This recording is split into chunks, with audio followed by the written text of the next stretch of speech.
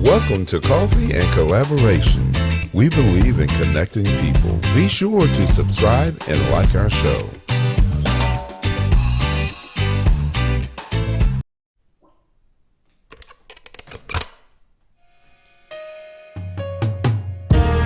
It's not a girl, it's not a plane, it's just my Superman, come to save the day. Wouldn't trade him for the world, not even for the fame. The lover of my soul, Jesus is his name.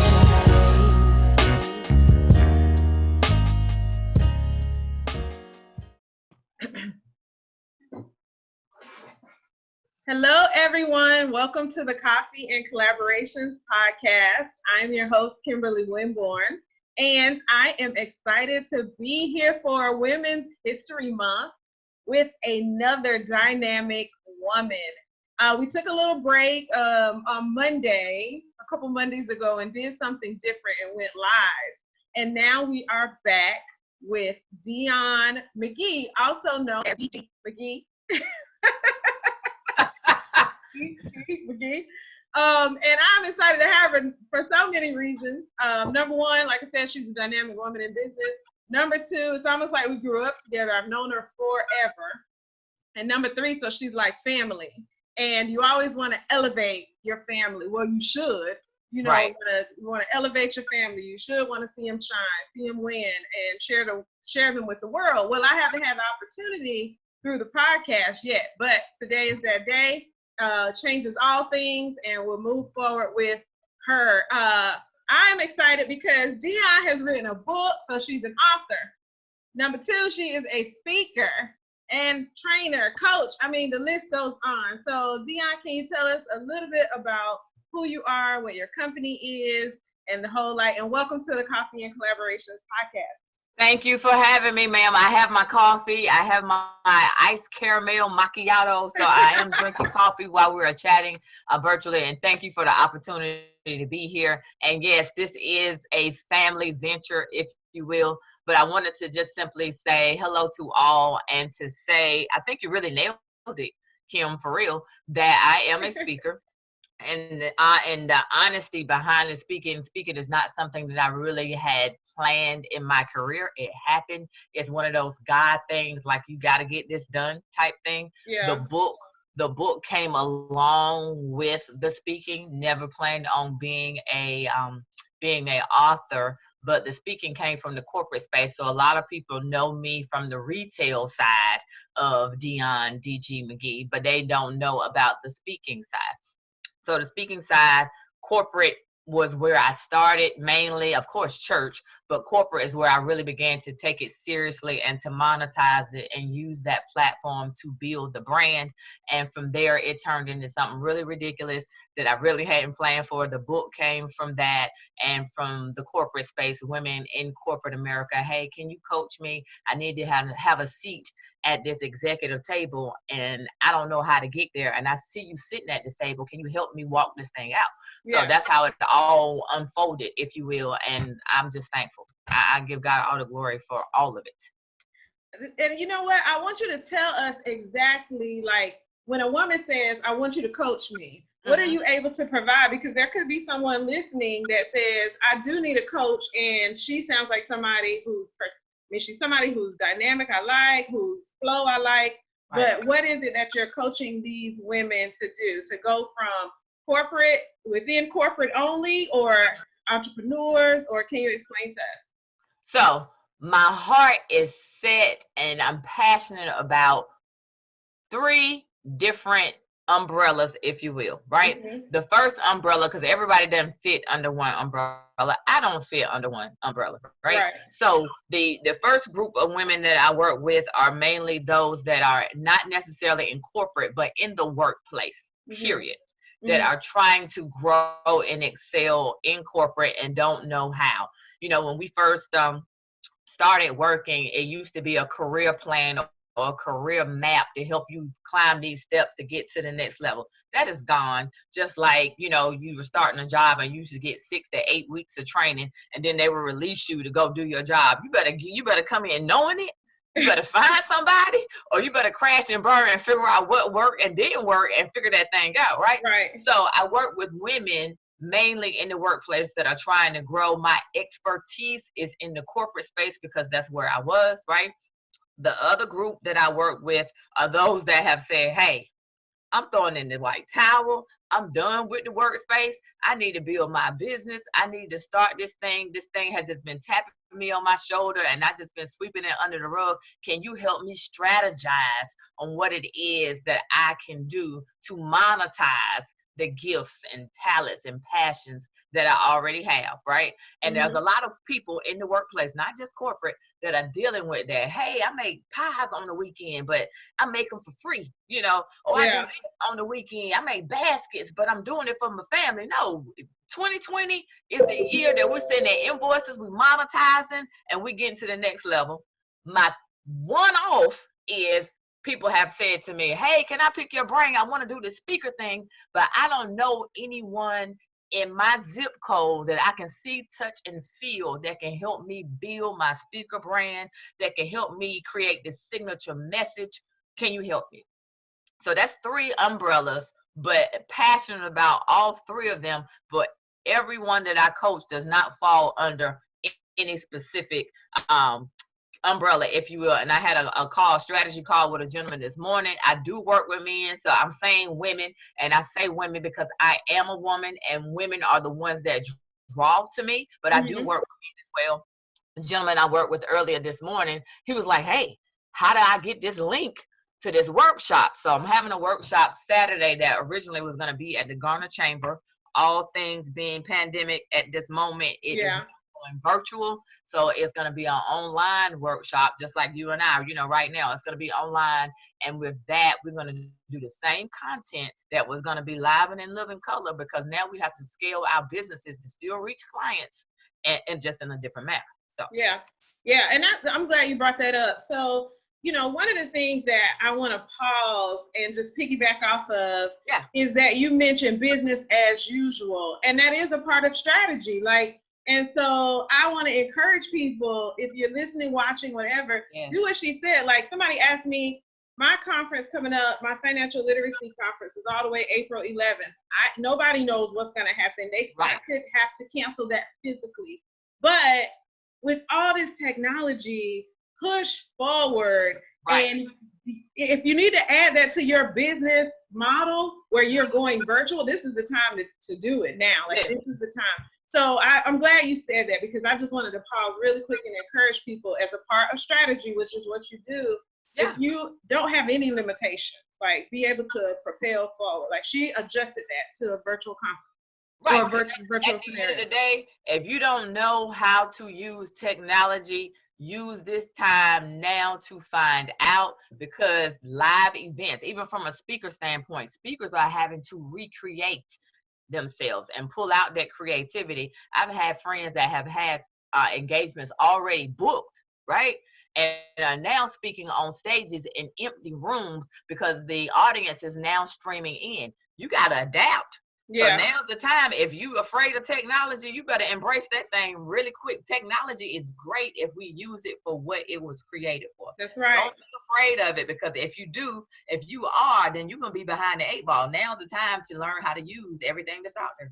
That's right. And don't be afraid to ask too. So if somebody asks you to come and speak, fly somewhere, they can't meet your budget, whatever, then ask them, is there an option for me to video conference in, Skype, whatever?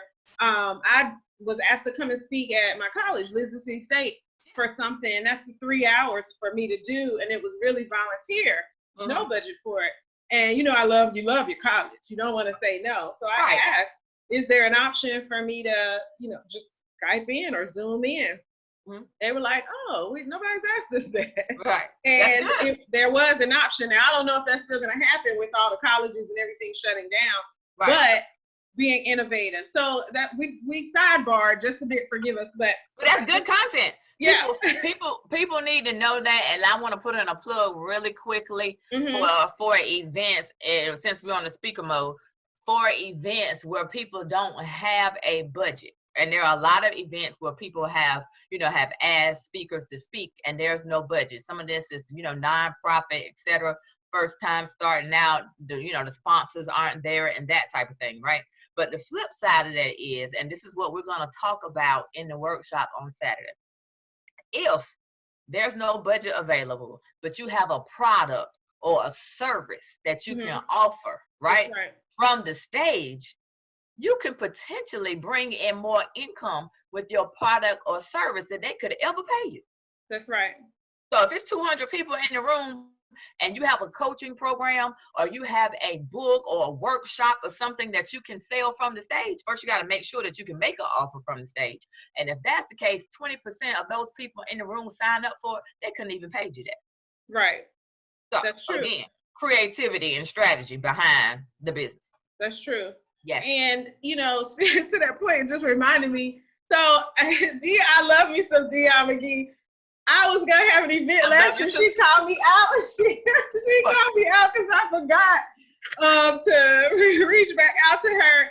And I don't know why, but I love her to death, and she knows it. So anyway, this is just me saying publicly that you will be seeing her on my platform this year, because I tour 2019. I think I reached out to you like early too, like early.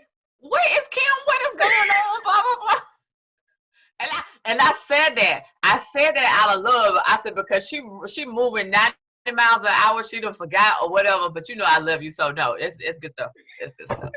I'll tell her myself. I don't mind. I'll tell her myself. But I love this woman, and you will be seeing her on my platform. Yay. A whole lot more. Those workshops, those strategy sessions, we all need them.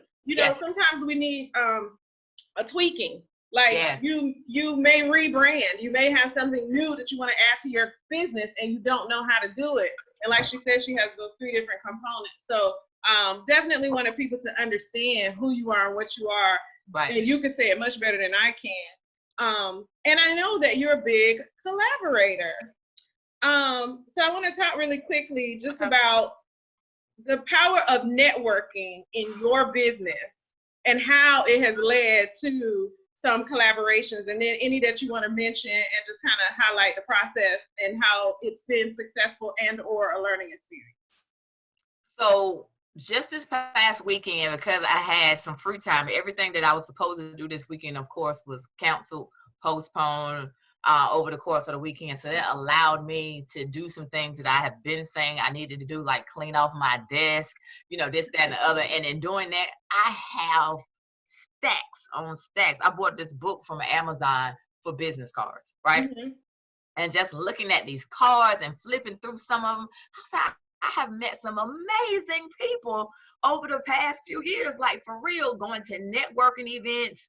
Networking events turn into clients turn into networking groups and collaborations and et cetera, et cetera.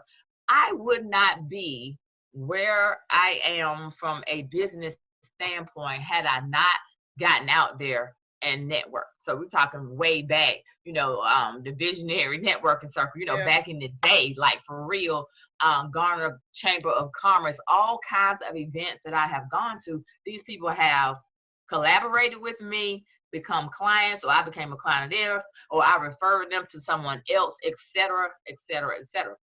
It's a domino effect, but sometimes we don't know what we need until we talk to people, and don't know who can help us get to that next level until we have conversations and get out. So what my charge is, we're in March right now. My charge is that everyone that watches or listens gets to at least one. This is your assignment, to one networking event at least once a month. I know we're busy and all that kind of stuff, and things are different now, but even if that's a virtual collaboration or networking online, get out there, because it will take you to the next level.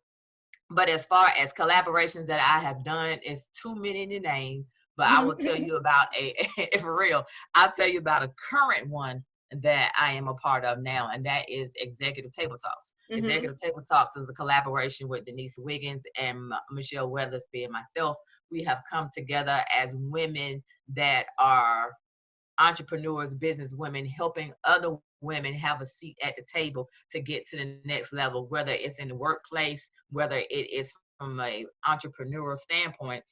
But with all that's going on in the midst of diversity and inclusion, we want to make sure that we have that seat. And some people don't have an opportunity to have that seat. So we have brought that to the forefront. And we just had a conference just this past January over at Optum on North Raleigh. Had a good 100 people. It was an amazing event. But the difference between us and our actual D&I conference is we're holding companies accountable to make sure, hey, yeah, we came to chat with you and had this event in January, but what has happened from January to June when we came and had this conversation? We heard the hearts of the people who's sitting on the board now in June that wasn't sitting on the board in January, right? Mm-hmm. Who's sitting in the executive suite now that wasn't sitting in the executive suite in January? We're holding you accountable. So it's not we coming through having a conference and we're gone. We're following up. Like, what's happening? Did you do what? Did you hear the hearts of the people? Are changes being made so we can get to the next level? So that's the current collaboration that I'm in, and it's phenomenal. Oh, that's awesome. So I've had the opportunity to meet Denise.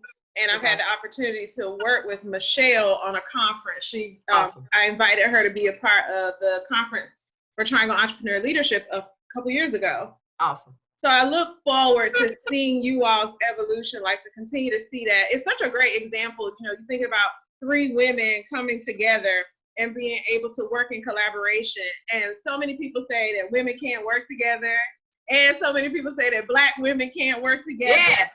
So to be able to see 3 women, I'm sure all of you are type A or at least close to it. I mean, leaders, because you have your own empires. And so what have you heard? What's some of the I'm sure people have been inspired by it. Do you have anything that really stands out that somebody has said spoke to them as far as doing collaboration as a result of seeing you all's example?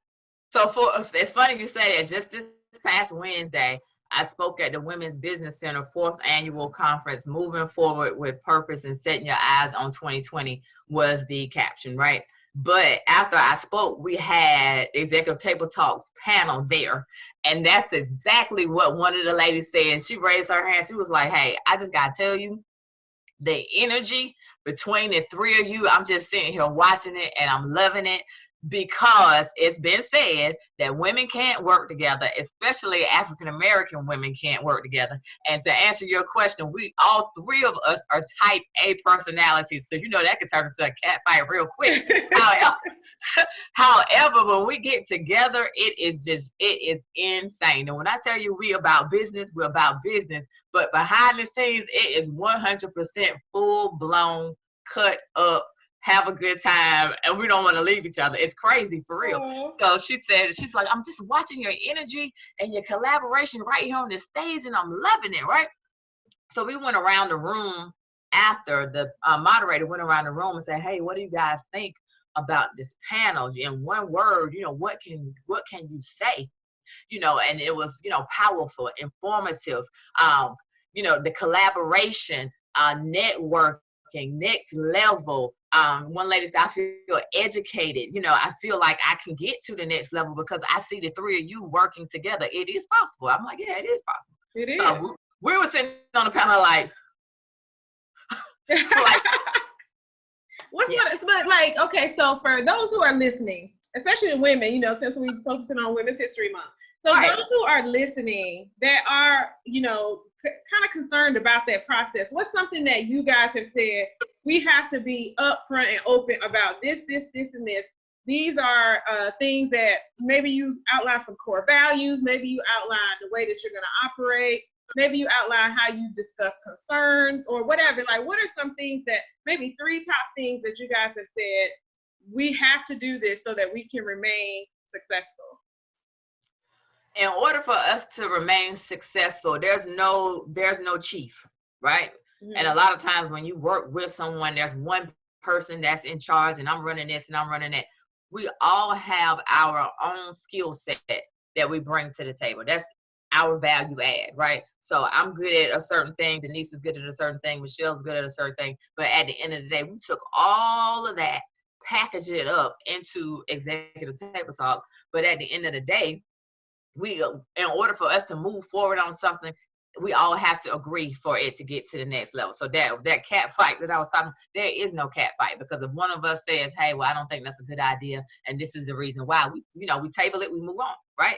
But that is what I know from a collaboration standpoint. And at the end of the day, the whole goal is for those women that are not type A's. How do they get a seat at the table? Who's listening to them and who's helping them get to where they need to get to, is how the whole thing really started. And the funny part about it, whenever we go somewhere and speak, I tell the story, is that I'm sitting here on a Sunday afternoon. I don't work on Sundays, but it was them calling, so I answered the phone. So it was Denise on the phone, and she was like, hey, we getting ready to do so. We had a meeting, and God told me to reach out to you. You're the third person that needs to be a part of this organization, this, that, and the other, right? So I'm sitting here listening. Michelle chimes in. Michelle's on conference call or what have you. And I said, well, that's funny. She's like, yeah, God told us to call you and da-da-da-da, right? I said, well, that's odd. I said, because I talked to God earlier, and he didn't mention you or Michelle, so I don't know if I need to be doing this. I don't know if I need to be doing this. And the whole phone we just died laughing, like, for real. But at the end of the day, they knew what I stood for, right? Yeah. They knew my values. They knew how hard I worked. And it was like, hey, she's got to be the third one. We got to get this done, et cetera, et cetera. And it's just been, an amazing journey from a collaboration standpoint. So, yeah. And people think that we've been knowing each other for years. I just met Denise like in the past 2 years. I met Michelle through Denise. So again, I was speaking in Atlanta at Denise's event. Michelle flew in from Raleigh to Atlanta as how I met Michelle. We became fast friends. So again, networking is everything. Collaboration is everything. And at the onset of meeting someone, you don't know what it's going to turn into. Right. Yeah. Well, I mean, one of the things about all of that, though, it goes back to relationships and respect. So absolutely, your relationship, your reputation precedes you, number one. So what are you about consistently? And then number two, building relationships. So Denise could call you, and even though you were like, God didn't speak to me about it, you have a trust, you have a trust relationship with her that make you say, oh, well, okay, maybe so. Right. As a result of the networking, as a result of, all the other stuff. And so, yeah, that's powerful. And I want people to see that we can. This is a year, back to your 2020. It is. How it's next level. This is a year where if we get this collaboration thing right, and we really get beyond competition and all this other stuff that gets in the way to distract us from our next level, if we can get it right, oh my gosh. Listen, it can be life changing, and a lot of people are getting so caught up in everything that's happening right now, right? And we're missing some things. So I don't have that crab in a barrel mentality. My mentality is, let us help one another to get to where we need to get to. Let's bring in whoever we need to bring in, right, to get the job done. But as a pastor that I was just listening to, millionaires were created in the midst of a recession. Okay, so my plug right here, right now, is now's the time to buy a house. Now's the time to buy a car. Oh, yeah. Now's the time to get that stock and all that kind of stuff. Right? Do those things now. This is our opportunity to get it done, like for real. And you never know what it's gonna actually turn into. This is our year for growth, even though it don't look good. Some portfolios looking a little scattered right now. Okay, however, it's our time. This is 2020 is it. Yeah. I'm glad you said that, because the interest rates are low, and oh Lord, stocks are tanking. So even like I was reading about Elon Musk and Tesla and all these other folks, and so it is our time. So we just got to be smart, get aligned with people who can educate us and help us to grow to the next level. Yeah. Don't throw 2020 away because of the first 3 months. It's still so much time left. Exactly. It's like with a pruning and in order to, you got to plant the seed, you got to see it grow, you got to prune it, you got to water, fertilize. There's going to be some weeds. We got to pull them out. Yeah. Keep on moving. multiple steps in the process, and it's not going to happen overnight, but now is the time to sow the seeds and reap the harvest. And in reaping the harvest, there's work that we must do along the way. And if we do the work, the rest is going to come. That's right. Yeah, absolutely. So speaking of doing the work, yes, you didn't just become a speaker, coach, all that stuff overnight, a business owner. You've been at this for a while. So can you tell us about your first business, how you even launched into that, and then I know from the corporate transition, but if you can kind of bridge the two together to kind of sum up your story to share with folks, because people will be inspired by your journey. Oh, thank you. So what I'll say, a short story is, I was building while I was in the corporate space. That's So right. I didn't actually just jump out there and say, hey, I'm leaving all of this stuff. I just knew that I call it the entrepreneur itch. I knew I had a little itch that I was like, I knew I had the entrepreneur itch, and I was like, okay, what are we gonna do about it? From a sales corporate perspective, I was working in sales and marketing, so I had done that for over a decade, and every role that I have had in my career has been in a male dominated industry. So I was a rare breed on a few occasions. One, I was a female. Second, I was an African American female, and I'm rolling with the boys. I'm in the good old boys network, like for real. So it was a fight. How did you get here? Who hired you? My skills hired me. My value. I'm getting the job done. You couldn't question that. It was getting done, right? Right. But it still wasn't enough. Something was missing, because by me being in this space and working with men day in and day out from a telecom background, then going into the utility industry, at the end of the day, I needed an outlet to see people that look like you, Kim. I needed to be around some women. I said, so we got to do something. I said, because corporate is sucking the life out of me on the weekends. I need something, right? I'm doing my family thing and all this other kind of stuff, but I had this itch, right? I was like, so anyway, so Banging Bangles came to life in the corporate space, because I knew I was in a non-diverse and inclusive place. I was tired of the fact that companies can close at will. Layoffs can happen on any given day, right? And I wanted to have some control over what my future looked like and to have some freedom, right? So Banging Bangles was built. We're in year number 7. And when we started, it was just Mel and I, my daughter and I, hitting the ground every weekend, 18 months strong, vendor events all over the city, some different states and everything. And then I'm telling you, about fell flat on our face. Okay, she's working her job, I'm working my job. I was dog tired. Okay, for real. So I pray to God about this entrepreneur itch. I was like, okay, God, I need you to show me how we gonna do this, et cetera, et cetera. I'm talking about hardcore prayer. In 90 days, the whole vision for the Bangles came. Mel and I went out and started doing shows. We didn't know how to vend, girl. We had a table and ordered a linen tablecloth. We had some tiers to put bangles on. We was out here like we was pros, girl, but we learned as we went, right? But in this executive space, and this is what I tell people all the time, to write down what your transferable skills are. So it's not like I just got out here and started selling.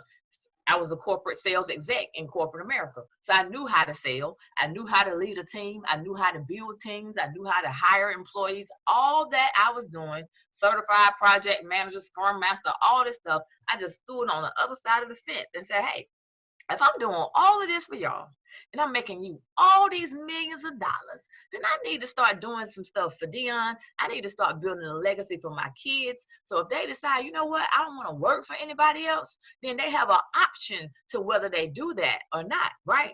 And I tell them all the time, mama's not going to be here forever, so you need to know how to eat when mama and daddy is gone. And you can't say I didn't teach you. If you out here hungry after I'm gone, that's your fault. Okay, you want to be hungry, like for real, because I'm giving you everything that I have and some, right? So it started from that. The 18 months, I about fell out, about passed out. I went back to God. I was like, God, hey, it's me again. I know what I asked you for. I know you gave it to me. Thank you. But we need some help. Like, we're tired. Okay, for real. So from that, it turned into me closing the door, to my office, him answering the prayer yet again, and that turned into me writing and creating the contract to bring on independent consultants to join this movement to create additional entrepreneurs and business women to teach them how to start their businesses, to have an additional stream of income. So right now we're like 40 some strong. We have coached and trained over 50 some women across the country that are just die hard, killing it. And that is the help that we needed. So now I don't have to be somewhere every weekend because I don't know who you know. You don't know who I know. And I was only one person. Mel was the only one person, but they're everywhere. They're everywhere. I mean, events come to us. Hey, can you vend? I was like, you don't really need me. You need the product. You're not looking for me, not unless you want me to speak. But other than that, and from there, it just went way beyond Mel and I, because that's what the original plan was. And God showed me something way bigger than that. Yeah. So the bigger vision has allowed you to now be able to go and speak and focus on the coaching and all of that. But you put in the work. Yes. You and Mel at first hustling. Yeah. And now it's expanded. Now it has expanded. I thank God for it. So my focus now is the speaking piece, to be able to reach women in that audience, to say to them, hey, if you're in this workplace and this is what you are doing and that's what you want to do and you want to get to the next level, then yeah, we need to talk. But if you're in that space and you're thrown in the white towels, like I have had it, I understand, I get you. I have been in a non-diverse and inclusive place. I'm over it. I need to look out for me and my family. I need to have an additional stream of income and start my business, and we need to talk. Like, for real. And then there's some in the audience that say, hey, I just want to, I want to be a consultant. We can talk about that too. We'll have a vendor there that's on site selling the product. So when I get ready to go and speak, what I do is I bring a consultant with me to set up a table. I can't speak and sell bangles. I mean, I'm good, but I'm not that doggone good, like, for real. So that's an opportunity for someone else, again, collaboration and being a part of this team to come and have some revenue flowing that day. So it's a win-win situation. And then that turned into the rental property. So I tell people all the time, I call Corey, which is my husband, Tiger Hood. That's my nickname for him. He swears out that he can play some golf. He's an avid golfer. And I say, dude, until you come home with that green sports coat, like Tiger, you just having PE, like, for real. If you can't get a check in the door sideways, then you just out here playing. So the happy median was, we would always go to Myrtle Beach at least once a year for vacation, right? I can't swim. Everybody in my house could swim. So if something happened, they're going to have to come get me out the water, right? So I was like, I don't care about being on the water because I can't swim anyway. So the happy medium it's on a golf course. So, he loves it. So that's Paradise Haven condos. And with that, that's a space for people to go with their families. It is girlfriends getaway. I have done it with my girlfriends. No husbands, no kids. It was mani-pedis, crab legs, what have you. Just fall off the grid. No cell phone, no laptop, no nothing. Just relaxing. Okay. Like, we need to set that up ASAP. Oh gosh, I need it. Yeah. And so, just to wrap up with Women's History Month, you've already mentioned two dynamic women that you like, love, and adore and are working with. Who is a woman that maybe mentored you or we could do business and personal that really stands out in your journey through life that you want to highlight for Women's History Month? Oh, wow. That list is long.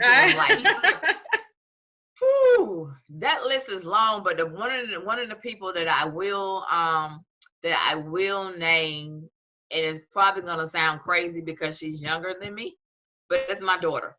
And I say that because I see me in her, and this list is really long, but I'm gonna get this plug to Meryl at this moment because she pushes me as a millennial. She pushes mommy to do things that mommy sometimes don't want to do. Okay. Mm-hmm. Because I'm like, girl, who's doing that? I don't have time for that. She was like, no, you need to do this. She has pushed me beyond my arena, if you will, and sees things that only a millennial could see. And she will do things that only a millennial could do. So I tell people all the time, I don't care what business you're starting. If you're starting a lawn care business, you need at least one and I'm getting close to the screen, you need at least one millennial on your team to elevate and to push you to get to that next level. And she does that sometimes. I mean, when we first started, Kim, like, honestly, I'm old school. We had order forms 7 years ago when it came to the doggone bangles. Like, she was like, Mom, you playing games. Like, get it together. No, we get ready. And I wasn't on social media at all, anywhere except LinkedIn. She said, we get ready to create a Facebook page. I wasn't on Facebook, Instagram, Twitter, nothing. Okay. So I was like, no, we don't need that. I said, we're going to sell the bangles the way we've been selling them. And I'll get it. And to Rick, Nala Elise, Rick told me, he was like, Dionne, I don't care if you're selling ink pens. You must have a social media presence. Mm-hmm. I looked Rick dead in his eye. I said, Rick, if we have to have a social media page to sell bangles, then we won't sell nothing, because I'm not getting them to Facebook or nothing else. I promise you, okay? 9 months went by.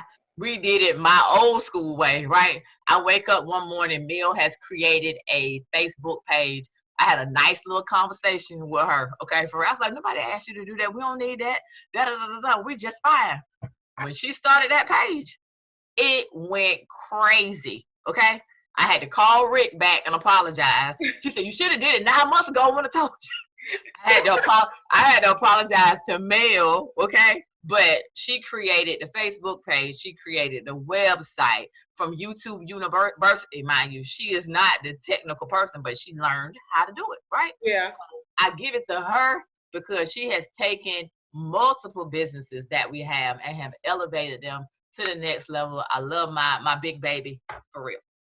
Oh. Yeah. Now I'm coaching this son of mine. I'm coaching him on shipping and this, that, and the other. We working him. That's right. He'll be ready. No, that's right. Oh, Mel. Well, you know, she has my heart, so I'm glad that was the shout out. Absolutely. She is a dynamic. You know, I follow her on social media. You know, get to see her journey as well, and it is so cool. I'm not gonna age myself. Right. We won't go there. But it is so cool to see, you know, her develop, grow, and all the artistic stuff going on with her and everything. It melts my heart, Kim. And there are times that I have said to her, can you please get somewhere and sit down? I said, you're doing too much. You're making me tired just looking at you. But I see me in her. And at that age, when I was in my 20s, I'm just looking at myself through my own eyes and like, wow, like this is really happening. But the chick is a bad chick. And let me tell you, the whole furniture thing, girl. Yeah. We went, I'm gonna tell you this, we went to Myrtle over the holidays, and I had some fabric that I purchased, and I kept looking at that fabric for I know at least 2 months. I said, I'm gonna recover these chairs. I wanted a new set, but I couldn't find a set. I was like, forget about it. I'm just gonna go recover the chairs, because I have a little bit of artistry too, but I don't have time to do that. I leave it to the professionals, right? I said, I'm gonna recover these chairs when I have some downtime, whatever that is, right? We come back, the chairs are covered. Tears welled up in my eyes. It looked like the chairs had been bought from the store. I said, thank you, God. I don't have to do it. God. I called her. I said, baby, thank you. Yeah, she's amazing. She's amazing. Yeah, she's dope.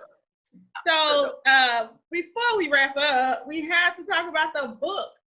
So tell us about Roar, and then also how to get it. Okay. And where to find you on social media for bookings and things like that. All right. So finding your roar, and the roar simply means to be relentless, optimistic, ambitious, and results driven.